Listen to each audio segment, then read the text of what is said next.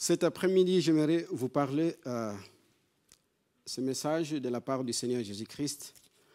D'abord, j'aimerais prier pour que le Seigneur puisse conduire ce moment. Seigneur Jésus, j'aimerais te louer et te bénir parce que tu es notre Dieu et Seigneur que tu nous as créés parce que tu nous aimes. Merci aussi Seigneur parce que tu veux nous parler Seigneur cet après-midi à travers Seigneur ta parole qui est la vie. Et nous avons besoin Seigneur d'écouter et que ta parole Seigneur puisse tomber Seigneur dans des bonnes terres. Seigneur, merci parce que tu es présent, ton Esprit Saint puisse nous conduire au début jusqu'à la fin. Que ton nom, Seigneur, soit béni dans le nom de Jésus-Christ. Amen. Voilà, alors mes frères et sœurs, j'aimerais vous parler cet après-midi d'un sujet peut-être que vous avez déjà plusieurs fois entendu, plusieurs serviteurs de Dieu ont déjà prêché dessus. Mais vous savez, la parole de Dieu, on a besoin de toujours revenir plusieurs fois. Même si on a déjà entendu parler, on a besoin de les lire et à chaque fois qu'on les lit, le Saint-Esprit nous parle et le Saint-Esprit, il nous communique. Parce que la parole de Dieu, c'est une vie. La parole de Dieu, c'est un esprit, c'est une vie. La parole de Dieu, c'est lui-même Christ. Parce que la Bible dit qu'au commencement était la parole était avec Dieu et la parole était Dieu. Voilà. Alors, ce message, j'aimerais l'intituler « La persévérance ». À tout moment, lorsque Philippe il a prié pour commencer notre réunion, il a dit que « Seigneur, que ta parole que nous allons écouter puisse tomber dans de bons cœurs ». J'ai dit sans qu'il sache qu'il a juste goûté à mon message, en quelque sorte. Vous savez, la persévérance, je sais que ce n'est pas facile de persévérer. Je le sais, je suis dans ce monde et je suis l'être humain de ce monde. Le mot persévérance, aujourd'hui, ce n'est pas facile. Mais la parole de Dieu nous demande de persévérer. Vous savez, notre Dieu, c'est un Dieu de la persévérance. On voit de travers des siècles, depuis Adam et Ève, jusqu'à les enfants d'Israël en Égypte, on voit la fidélité de Dieu, la persévérance, même si son peuple l'a abandonné plusieurs fois, mais le Seigneur revient toujours dans sa parole et il persévère toujours dans tous ses plans, de tout ce qu'il a prévu et il le met toujours en exécution. Et c'est pour cela que le Seigneur veut que ses enfants puissent persévérer jusqu'au bout. Vous savez, la Bible dit persévérer jusqu'au bout. Et celui qui persévérera jusqu'au bout sera sauvé. Ce n'est pas parce que nous ne sommes pas sauvés, non, nous sommes déjà sauvés par la grâce de Dieu. Mais le Seigneur, il veut que nous puissions arriver jusqu'au bout. C'est comme un athlète qui prépare les Jeux olympiques. Et vous croyez que s'il se laisse aller comme ça, il mange n'importe quoi. Il ne fait pas attention de ce qu'il mange. Et le jour arrivé, le jour J, vous croyez qu'il sera placé au premier rangé? Je ne pense pas. Peut-être qu'il ne sera même pas sélectionné pour courir.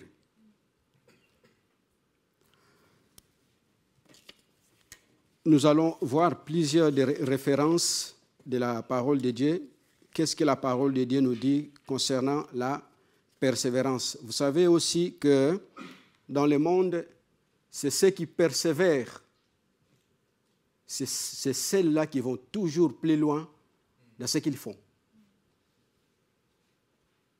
Et la Bible nous dit, nous ne sommes pas de ceux qui se... Voilà. Mais ceux qui ont la foi pour sauver leur âme. Persévérer jusqu'au bout. La persévérance aussi, c'est en quelque sorte c'est de faire aussi confiance à Dieu. Je fais confiance à Jésus parce que le Seigneur nous a équipés. Il nous a tout donné pour que nous puissions persévérer, pour que nous puissions aller jusqu'au bout. Et ce n'est pas au moindre obstacle, parce que n'oubliez pas que l'ennemi de nos âmes, il est là aussi pour nous mettre des bâtons dans les roues. Il ne veut pas que ses enfants persévèrent.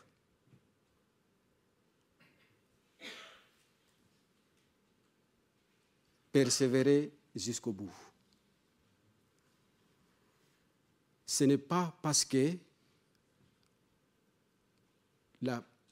le premier obstacle qui apparaît et on se dit, mais tiens, Seigneur, j'ai persévéré, j'ai prié et maintenant ça ne marche pas et je laisse tomber. Non. Le Seigneur nous recommande de foncer. Vous savez, j'ai regardé souvent en Afrique, je ne sais pas si vous avez déjà regardé, des enfants qui vont chercher l'or, qui creusent, qui cherchent l'or, qui creusent sous terre. J'ai regardé, j'ai dit, c'est des jeunes, c'est des petits garçons de 10, 15, parfois 10 ans aussi, et qui creusent plusieurs mètres sous terre. Vous savez pourquoi ils persévèrent là-dedans? Ils cherchent de l'or et parfois ils n'en trouvent pas. Et ils vont sortir, ils vont chercher ailleurs. Ils vont commencer le trou à nouveau. Ils vont commencer à chercher, à percer encore et encore. Et au péril du risque. Et parfois, il y en a ceux qui restent dedans. Il y a la terre qui tombe et ils sont enterrés vivants. Mais ils persévèrent là-dedans. Et nous ne sommes pas des chercheurs d'or. Nous cherchons pour arriver aux promesses, tout ce que le Seigneur nous a promis, dans toutes ces promesses qu'il nous a données dans la parole. Nous allons lire dans Luc chapitre 8, Luc chapitre 8 au verset 15, pour voir qu'est-ce que la parole de Dieu nous parle exactement concernant la persévérance. Il dit, ce qui est tombé parmi les épines, ce sont ceux qui ayant entendu la parole sans... Non, excusez-moi, j'ai commencé au 14, c'est au 15. Je n'ai pas besoin de les lire tout parce que c'est... Le Seigneur il parle c'est une parabole de semeurs. Hein. Ce qui est tombé dans la bonne terre, ce sont ceux qui ayant entendu la parole avec un cœur honnête et bon, la patience et porte du fruit avec persévérance. L'importance de bien écouter lorsque la parole de Dieu, lorsque le Seigneur nous parle, c'est très important d'écouter et de comprendre qu'est-ce que le Seigneur veut exactement nous parler. C'est ça que j'ai parlé au commencement lorsque Philippe il a dit que Seigneur, merci, je te prie pour cette parole que nous aurons écoutée, qui puisse tomber dans la bonne terre. La bonne terre, c'est quoi? C'est notre cœur. Et qu'est-ce qui nous sert, cette parole de Dieu, lorsqu'il tombe dans cette terre? C'est pour qu'il puisse porter des fruits pour toujours et par persévérance là-dedans. Parce que si je ne comprends pas qu'est-ce que le Seigneur me demande, et si je ne persévère pas, qu'est-ce qui va se tomber? Je reçois la parole de Dieu, mais qu'est-ce qui manque? La persévérance.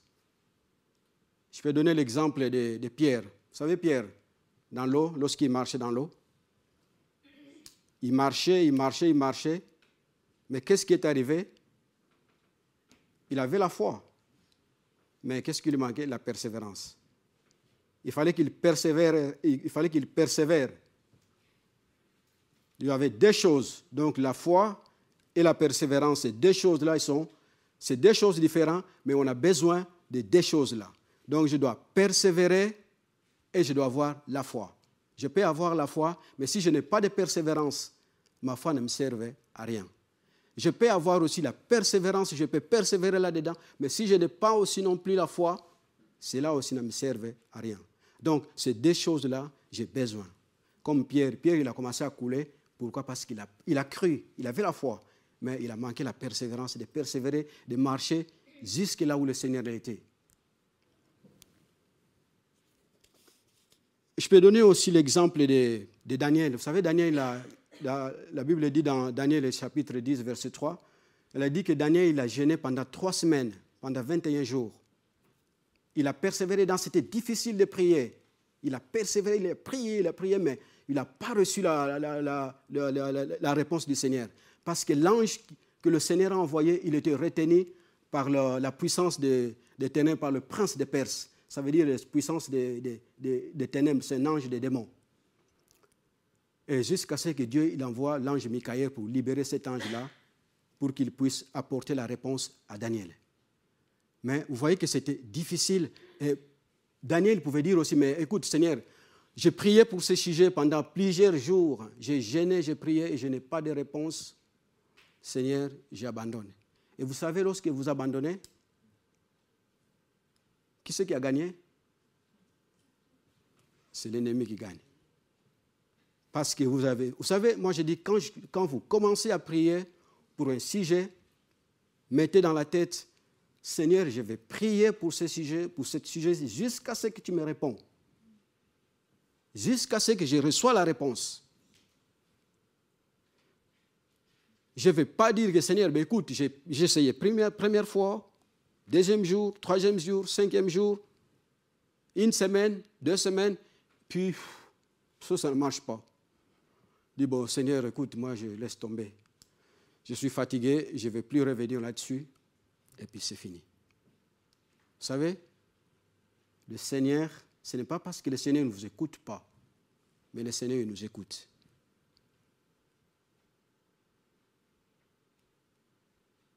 Mais souvent, nous manquons la patience de persévérer jusqu'au bout pour que nous puissions obtenir la réponse.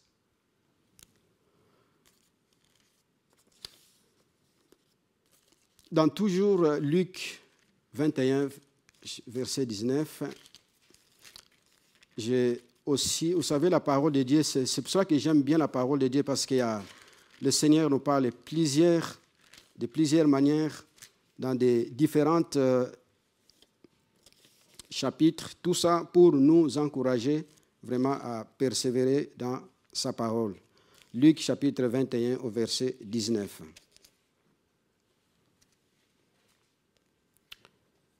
Voilà.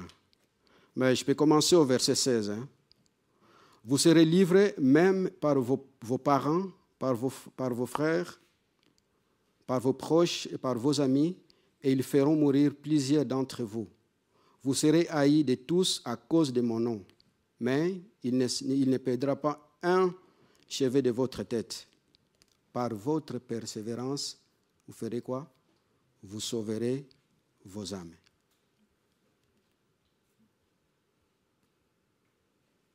Le but, le Seigneur ne veut pas que nous puissions faire le moitié du chemin, mais c'est vraiment d'arriver jusqu'au bout et d'être des vainqueurs, de persévérer là-dedans. Le Seigneur, le but de l'ennemi, c'est de nous mettre des bâtons. Il y aura toutes sortes de persécutions, des obstacles, des incompréhensions, de toutes sortes. Mais le but, c'est de tenir bon, c'est de persévérer là-dedans. Et jusqu'à ce que vous arrivez au bout, c'est le but que le Seigneur veut pour ses enfants. J'ai prévu vraiment de vous bombarder de plusieurs versets. Il faut me patienter à me supporter. Toujours dans Luc 22 au 28. Voilà, on va persévérer. Voilà. Merci Philippe. 28, Luc 22, verset 28. Vous êtes ceux qui avez persévéré avec moi dans mes épreuves. C'est pourquoi je dispose le royaume en votre faveur, comme mon Père en a disposé à ma faveur, afin que vous mangiez, vous buviez à ma table dans mon royaume et que vous soyez assis sur des trônes pour juger les 12 tribus d'Israël. Vous savez, c'est ça que le Seigneur veut. Tu as souffert avec le Seigneur. Tu as persévéré avec le Seigneur. Tu ne t'es pas découragé. Tu as foncé là-dedans. Tu as creusé. C'était dur le marteau-pic. Tu as foncé, tu as creusé. C'est dur, ça ne marche pas. Il y a du métal là-dedans. Mais tu continues. Tu fonces, encore. Et ça y est. Et tu arrives. Et merci Seigneur. Et le Seigneur l'a dit, tiens, vous savez, les promesses, ils sont là. Les promesses, ils sont là. Tout ce que le Seigneur nous a promis, on va l'obtenir. Comment? C'est dans la persévérance. Ils sont là. Mais c'est à nous de foncer, de creuser, de ne pas décourager, d'aller dedans, de continuer à marcher encore et encore. Demander de l'aide à des frères et sœurs, même si c'est difficile. Allez, foncez dedans. Et jusqu'à ce que nous puissions arriver. Amen. Actes chapitre 1 au verset 14. Actes des apôtres. Alors là aussi, on voit que les apôtres, même si lorsque le Seigneur n'était plus là, lorsqu'ils étaient dans la chambre haute, dans Actes des apôtres, chapitre 1 au verset 14. On va voir qu'est-ce que le Seigneur nous dit aussi au sujet de la persévérance.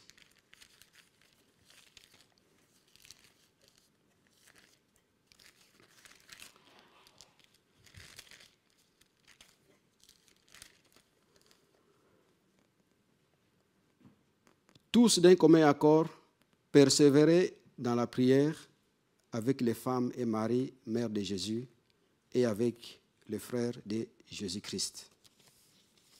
C'est des chapitres, c'est des textes que je n'ai pas lu tout, si vous pouvez les lire à la maison, mais cela vous montre aussi que ce n'est pas seulement nous, mais depuis des temps anciens, depuis l'époque des apôtres, ils étaient toujours d'un commun accord et ils persévéraient dans la prière pour toujours. Vous savez, ce n'est pas parce que le Seigneur il est avec nous et que le Seigneur nous a promis toutes ces promesses et nous devons attendre avec les bras croisés. Mais non. Vous savez, quand vous avez promis quelque chose à votre enfant, il ne va pas oublier. Il va chaque fois revenir dessus. Papa, tu m'as promis quelque chose. Papa, il va persévérer là-dedans. Même si toi, tu as oublié, mais lui, il n'a pas oublié. Il n'a pas oublié. Il va revenir dessus. Papa, jusqu'à ce qu'il puisse. Et soyons comme des petits-enfants, comme la Bible nous demande. Soyons comme des petits-enfants. Persévérons. Faisons confiance à notre Dieu. Parce qu'il est là, tout ce qu'il nous a promis, et il va nous les donner. Amen. On peut lire aussi dans Actes chapitre 2 au verset 42, toujours dans verset 42.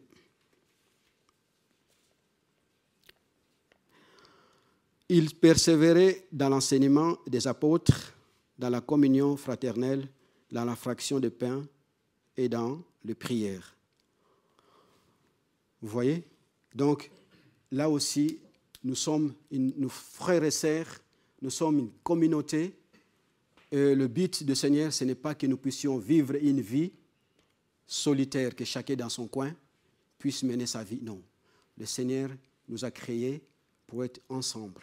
Nous sommes une église, nous partageons le pain élevé tout à l'heure que nous allons partager, le corps du Seigneur, et nous vivons ensemble et nous prions le Seigneur, nous invoquons le Seigneur ensemble et nous persévérons tous là-dedans parce que nous savons que le Seigneur, il est là, il est avec nous pour nous encourager et pour avancer avec lui. Je vais aller très vite, j'ai le temps. Éphésiens chapitre 6 au verset 10.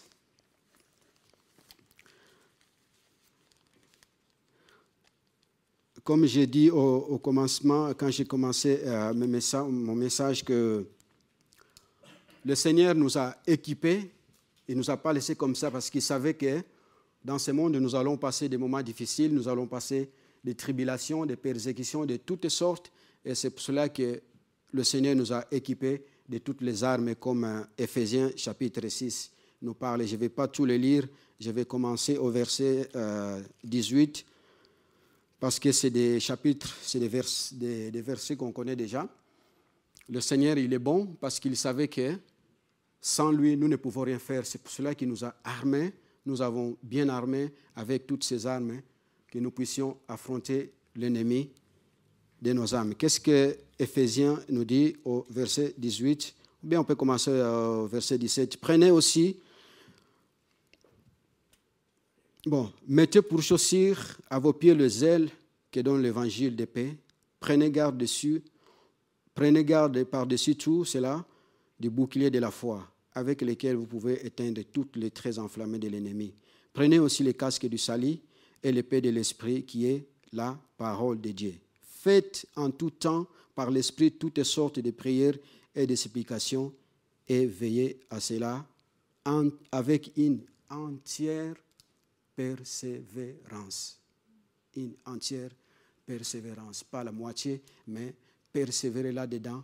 Nous avons chaque matin, moi je dis chaque matin qu'on se lève, on sait que nous nous réveillons et nous avons déjà les combats. C'est un combat spirituel, c'est un combat que nous ne voyons pas, mais c'est un combat réel qui existe et nous avons besoin d'être armés de toutes ces armes, de la parole de Dieu. Nous avons besoin de comprendre la parole de Dieu, de les garder dans notre cœur et de foncer là-dedans. Amen. Oui, Christ est bon. J'aime bien le Seigneur. Et sa parole ne nous a pas laissé des orphelins, mais il nous a équipés. Dans Colossiens chapitre 4, au verset 2. Colossiens chapitre 4, au verset 2. Persévérez dans la prière, veillez avec action de grâce. Priez en même temps pour nous, afin que Dieu nous ouvre une porte pour la parole, et en sorte que nous puissions annoncer le mystère de Christ pour lequel je suis dans les chaînes.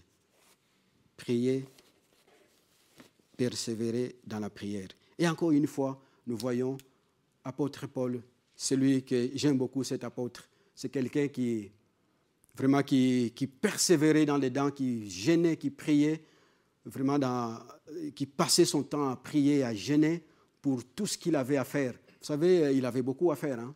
Il avait des oppositions, il avait toutes sortes de problèmes, de fardeaux des chrétiens qui...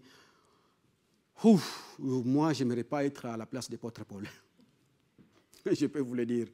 Mais il demande aussi l'appui des chrétiens, qu'ils prient pour lui, pour qu'il puisse annoncer le mystère de Dieu, qu'il puisse annoncer la parole de Dieu avec assurance. Il nous demande de persévérer dedans, nous les chrétiens.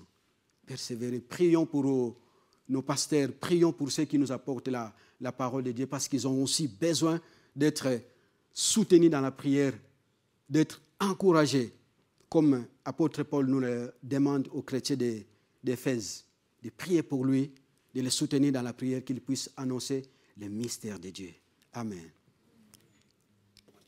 Voilà.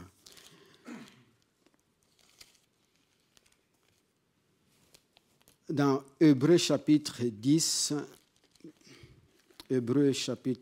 verset 35. J'ai trouvé aussi très intéressant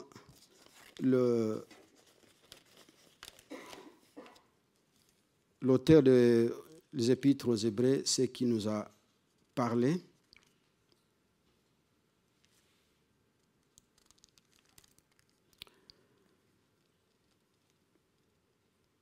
N'abandonnons donc pas votre assurance à laquelle est attachée une grande rémunération, car vous avez besoin de persévérance afin qu'après avoir accompli la volonté de Dieu, vous obteniez ce qui vous est promis.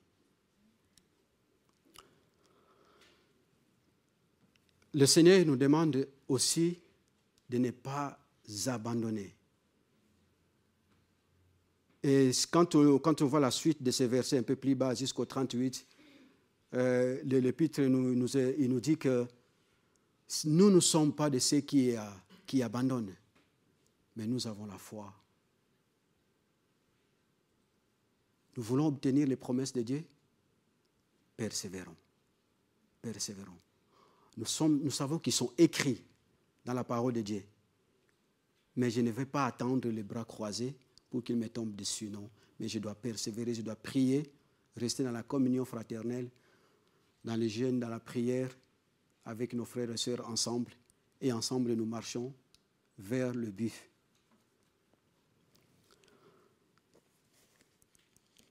Dans Hébreux 12, au verset 1, Hébreux chapitre 12, verset 1. Nous donc aussi, puisque nous sommes environnés d'une si grande nuée de témoins, rejetons tout fardeau et les péchés qui nous enveloppent si facilement et courons avec persévérance dans la carrière qui nous est ouverte.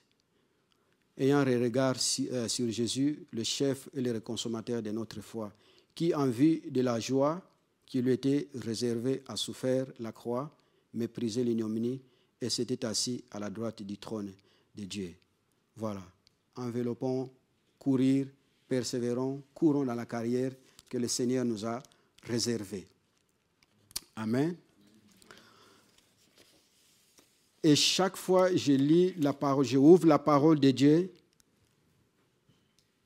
je vois que j'ai encore des choses à faire.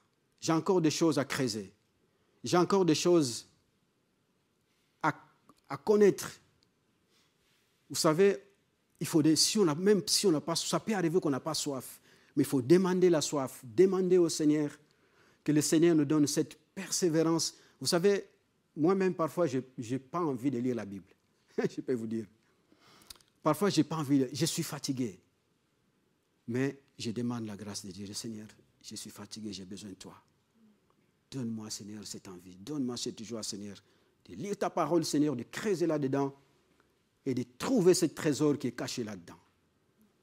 On ne finira jamais de découvrir le merveille et toutes les richesses qui est cachées dans cette parole. On peut les lire 1000 fois, on peut revenir là-dessus, mais chaque fois, on va toujours découvrir des choses merveilleuses, des choses qui nous étonnent, des choses qui nous émerveillent, des choses qui font que, Seigneur, merci. Oh, mais ça, c'est pour moi. Cette parole que je lis, ça, c'est pour moi. Merci, Seigneur. Parfois, on n'a même pas besoin d'aller plus loin. Juste peut-être un verset, chapitre, et le Saint-Esprit vous parle. Amen. Est-ce que vous avez besoin de persévérer? Moi, je sais que le Seigneur nous a promis des choses. Et les promesses, ils sont là. Vous savez, Abraham, combien de temps il a attendu? 25 ans. Abraham, il a attendu 25 ans pour qu'il puisse recevoir la promesse de son fils. Il pouvait aussi dire, mais, oh Seigneur, j'ai déjà attendu pendant 23 ans, 24 ans. Maintenant, je laisse tomber. Je pense que c'est le Seigneur a oublié. Mais jusqu'à ce que le Seigneur, il a accompli la promesse. La promesse de Dieu, ceux qui obtiennent les promesses de Dieu, c'est ceux qui persévèrent. Au début, j'ai dit que ce n'est pas facile de persévérer. Je sais que c'est un thème difficile, mais n'oublions pas que le Seigneur, il nous a dit aussi que je suis avec vous tous les jours jusqu'à la fin du monde. Il n'a pas oublié les épreuves que tu traverses. Peut-être qu'il a permis quelques épreuves pour toi, pour te préparer prochainement, parce qu'il sait, peut-être tu as des choses que tu dois affronter dans le futur, et il te prépare. Et il te prépare. Ne te décourageons pas lorsque nous traversons des obstacles, lorsqu'il y a des bateaux dans les roues. Nous ne décourageons pas. Peut-être que le Seigneur il a quelque chose d'envie de meilleur pour nous dans le futur. Et si nous décourageons, et si nous laissons tomber, et si nous disons que Seigneur, moi je ne peux plus, alors c'est c'est l'ennemi qui va frotter les mains. Il dit, ça y est, alors là, j'ai gagné. Parce que son but, c'est ça. Une fois que vous êtes découragé, une fois que vous laissez tomber, et c'est fini. Mais le Seigneur, c'est un Dieu de grâce, peut revenir toujours à lui. Il nous donne toujours les moyens et la force vraiment de rebondir et de continuer à marcher. Pour ce soir, j'aimerais m'arrêter ici. J'aimerais tout simplement, vraiment, une fois encore, vous encourager, de vous dire que le Seigneur vous connaît, le Seigneur, il sait quelles sont les étapes difficiles, peut-être tes promesses qu'il a pour toi, pour nous, des obstacles que tu as peut-être à franchir aujourd'hui, peut-être demain, peut-être je ne sais pas dans combien de temps. Mais comme nous avons vu, j'ai plusieurs références à donner, mais le temps ne nous permet pas de continuer. Peut-être on le verra la prochaine fois. Mais je vous encourage vraiment cet après-midi, mes frères et sœurs, soyez des frères et sœurs qui persévèrent dans le Seigneur jusqu'au bout. Amen. Voilà. Alors je m'arrête là. Je remercie le Seigneur. Jésus, Seigneur, j'aimerais te dire vraiment combien tu es bon, Seigneur, et tu es merveilleux, Seigneur. Ta parole, c'est une lumière. Ta parole, Seigneur, nous voyons qu'il nous encourage, Seigneur, et tu nous donnes des outils, Seigneur, qui nous permettent d'avancer, de persévérer avec toi. Seigneur, tu connais mes frères et sœurs qui sont là. Moi, je ne les connais pas. Tu connais, peut-être qu'il y en a, Seigneur, ceux qui traversent peut-être des moments difficiles, des situations difficiles. Mais Seigneur, je prie maintenant, Seigneur, vraiment que tu puisses vraiment les encourager, Seigneur, que tu leur donnes, Seigneur, des outils, Seigneur, de les encourager, de les fortifier, qu'ils puissent persévérer, Seigneur, jusqu'au bout, parce que tu veux des vainqueurs. Et nous sommes des vainqueurs parce que toi, tu es vainqueur. Seigneur, tu as vaincu le monde et nous sommes aussi des vainqueurs. Gloire te soit rendue, Seigneur. Merci pour ta parole, Seigneur. Que cette parole, Seigneur, puisse porter, Seigneur, des fruits dans cette terre, Seigneur, qui est, Seigneur, comme tu dis dans le parabole de Semeur, que cette parole tombe, Seigneur, dans des bons cœurs, Seigneur, cet après-midi. Que cette parole puisse apporter des fruits. Je te bénis, Seigneur, mon Dieu. Je t'en remercie parce que tu es avec nous tous les jours jusqu'à la fin du monde. Amen.